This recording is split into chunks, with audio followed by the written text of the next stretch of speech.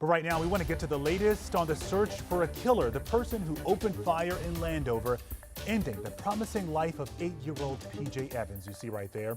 Police are back at the apartments near FedEx Field where the dreadful scene unfolded earlier this week on Tuesday. Our Mike Valerio is on scene right now. And Mike, what more can you tell us about what's taking place in that complex right now?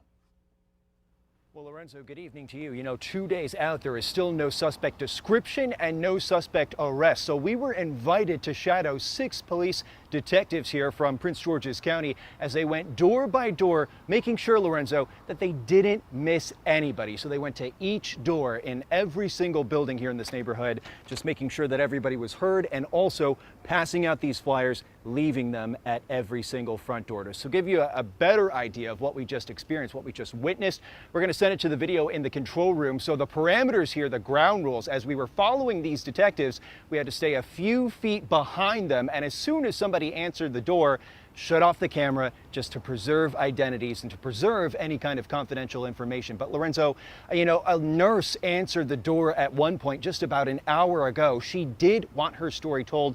And I was so struck how she just told detectives how she remembers PJ playing outside, and she still remembers him. He has not left her consciousness, and how she could remember that fusillade of gunfire, one after another after another. So with us this afternoon was Officer Thomas Lester. Here's what he told us a couple minutes ago.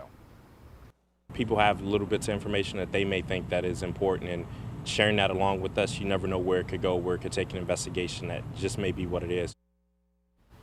Yeah, and that's what that's all about, what this is all about. You know, they never know what piece of information may lead to something larger. So to give you a better idea of where we stand Thursday afternoon, you know, in our backdrop right here, we still have 5 stuffed animals, a couple candles. This is where the bullets, Lorenzo, flew through this home 8:20 Tuesday night.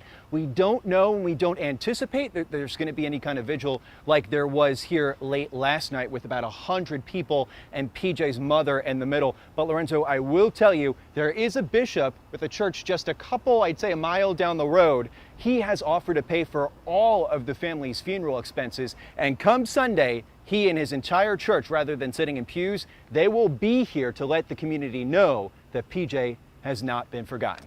Lorenzo? Yeah, we see these investigators traversing that neighborhood, Mike, but we know that someone knows something. Who pulled the trigger, killing this 8-year-old boy? So if you do know something, please step up for PJ's family, for PJ, and let police know. All right, Mike Valerio, thank you.